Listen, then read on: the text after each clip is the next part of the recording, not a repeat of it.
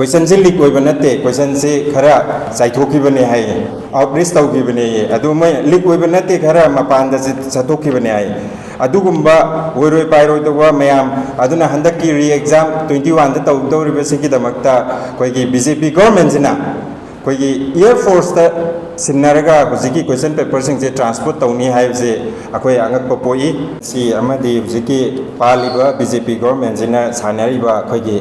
student सिंगी life सिंगबु काइमता खंदना अखोयगी नेशन सिदा तुंगी युम्बिरेन ओइरइबा 60% यूथ हेन लैरिबा मफमसिदा अखोयगी ngसाइगी एग्जाम सिंगसे मसिंग खंगदना लीक ओइरकपा लीक ओइरकपसि करिगिनो हाइबा मतमदा मोइजे नेशनल टेस्टिंग एजेंसी है गवर्नमेंट चलाइबा कनोनी एजेंसी नी अदुना मरम ओइरगा छात्र सिंगसे कोई मोरली डाउन ओइरकपा सुसाइडल टेंडेंसी लेरकपा अदु खक्त नतना मोइगी एकेडमिक ईयर से लैप्स ओइरकपा हाइदि कनो ओइबनिना लीक ओइरबनिना मागी एग्जाम शेड्यूल अमुक चेंज तौरकनी मथंग तौरकनी अदुना सिगी नीट खक्तंग जिगा मरी लैनना हुजिक फाउदा कोइना सुम रेकॉर्ड फंगजबा मतमदा कोइगी 2018 दा छात्र 13 सुसाइड तौगी अदुगा 2019 दना छात्र 3 सुसाइड तौगिबगी अखोइगी रिपोर्ट लैजै अदुगा 2020 दना छात्र 13 अदुगा हंदकता थोकिबा 2026 की नीट की एग्जाम दना छात्र 5 suicide तौदुना सिबगी report C Larry अदुना सिगुम्बा मयाम सिंगसे अखोइना Manipur दा सुथोक्तब नते कोइ मणिपुर की नीट एग्जाम आइजे ngसाइ की छात्र लिसिंग ट्राइंग तो थाबसिदा अखोइना यामना मरु ओइरे इसे कैनो हाइगांदा कोइगी मणिपुर से की छात्र सिंगसे सही अमा ड्रॉप तौरगा अनि ड्रॉप तौरगा प्रिपरेशन तौरगा मयाम आइदी सही अमा अनि कॉलेज कादना मोइगी नीट सिकक्तिंग की प्रिपरेशन तौरगा तौबा मयाम की हंदक कंप्लेन लापा मयाम अमा थेंगनजै अदुना हुजिक जे अखोइगी नीट की प्रिपरेशन तौरिबा कोचिंग सेंटर सिंगी ओजा सिंगा उनजदा जो मोइगी जासिदी अखोइ सिगिबने हना फै सही असु याम वाना होनारगा अखोइ कैसु लैतबा एग्जाम से लीक ओइरगा अमुका हल्लगा अखोइ कमाइ थादुइनो खोतुइनो हाइबना चिंगबा मयाम अमा लैबसिना अखोइना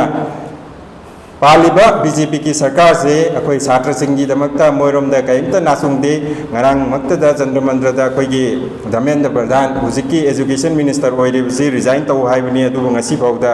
मोइ कैमता फोंदोकपा लैते अदुना एग्जाम से लीक ओइबसे मसामुकना हाइबदा मोइगी चेयरमैन सिंगना हाइबा मतमदा क्वेश्चन से लीक ओइबा नते क्वेश्चन से खरा चाइथोखिबने हाय आउटरीच तौखिबने अदु मै लीक ओइबा नते खरा मपान दा चथोखिबने हाय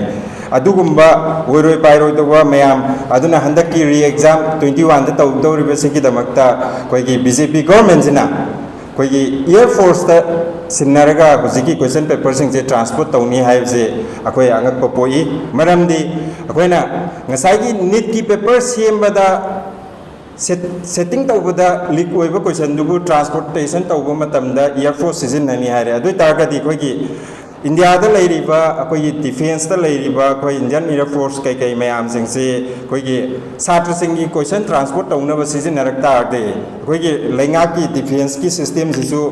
कोई कैमता मवा लौदबगी टाइपता तौनिंग कुसी तौबगी टाइपता म तौखलई अदुना अखोई आम आदमी पार्टी ना कोई सिगुम्बा मोइगी बीजेपी की थवोंग मोइना तौनिंगबदा तौबा अखोई ngसाइगी हाइरिबा सिस्टम दुदा मोइना सोइरिबा दुदी करेक्शन तौबदी लारगा कोई प्रजा मियामदा मतुंग तारकपददी अखोई ngसाइ मतुंग तारकपदसु लीक ओइरोय हाइनिंगाय लैते तौबदबु मोइना लीक ओइरक तारगदी ngसाइगी एयर फोर्स सिजनरुरमनिना मोइरोमदा मु claim तौबिबै मोंगने अदुना ngasi फाउदा ngसाइ हाइजागिबा 2018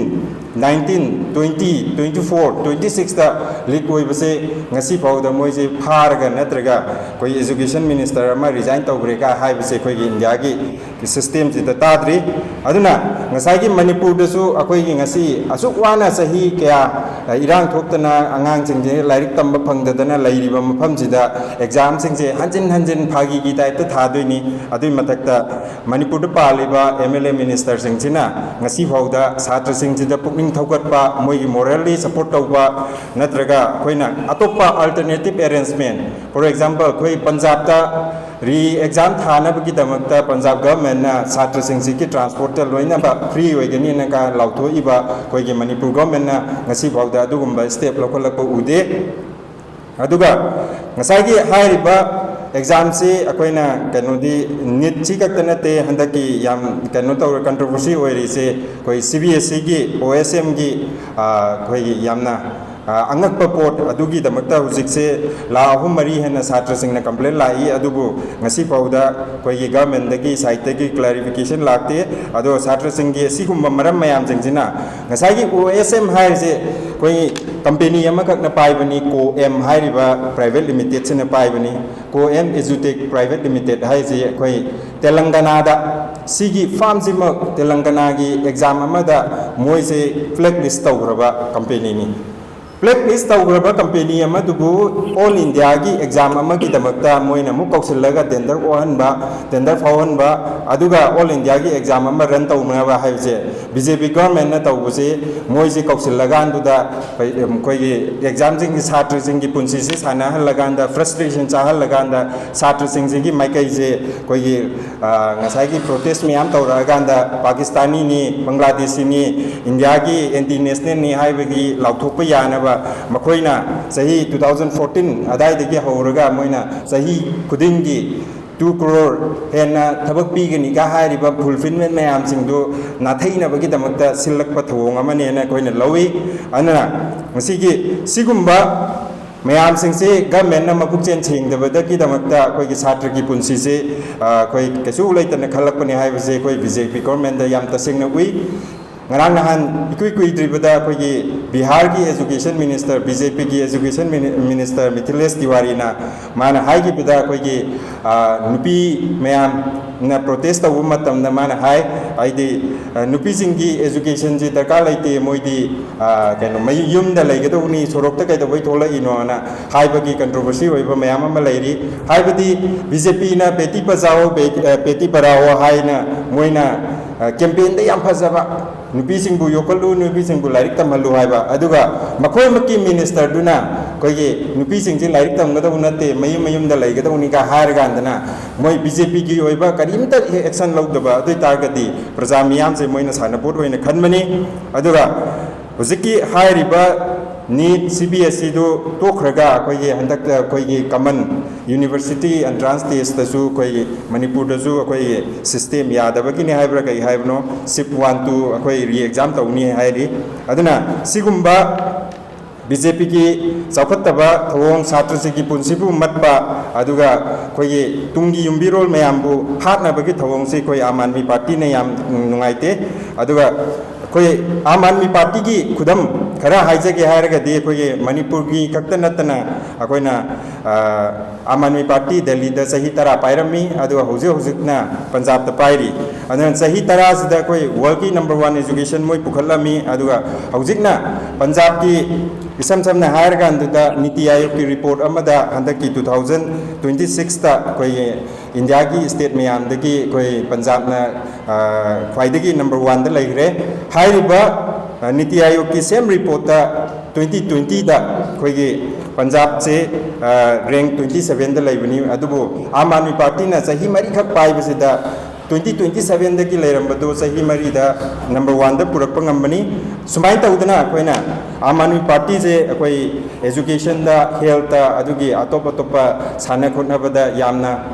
पुंगिंग थौगटपा अदुगा corruption Yadav party नि हाइबसे कोइना सिगी पार्लियामेंट सरकार संसिना कोई यामना ताकपंगमी हाइदि स्टेट अनि कक्तंगदा पांजरम तारगसु मोइगी तौरकलिबा मॉडल मयाम सिंगसे कोइना मणिपुर की मियाम खक्तन नतना कोई इंडिया पुमनमकना खंगमिनबम चंगी अदना ngसागी हाइरिबा छात्र सिंगी पुंसी कंसी हाइरगदि अकोई मणिपुर दा लेबिरिबा कोई साहुगललिबा छात्र सिंगसिना फजना स्टडी तौरगांदुदा अकोइना करंबा पार्टी दा सौगलगा नत्रगा करंबा पार्टी दा करप्शन से लेहंद्रगांदा कोई एजुकेशन सिस्टम से चुमथोरकपा ngamgani हाइबसे अकोई यामना थाजब थमजरी अदना आम आदमी पार्टी की माइकैदगी कोई सिगुम्बा नीट अमदी कोई CBSE ना सिंगबा मयाम सिंगसे गवर्नमेंट ना ताइता पुगदौनी अदुगा मांगरिबा छात्र सिंगदुगी कंपेंसेशन पीबा ngamdragasu moral support ओइना पालिबा सरकार सिना लाले हायरगा अतोपा अल्टरनेटिव अरेंजमेंट अमसे याम थुबदा तौगदौनी हाइबसे आम आदमी पार्टी की माइकैदगी थमजरी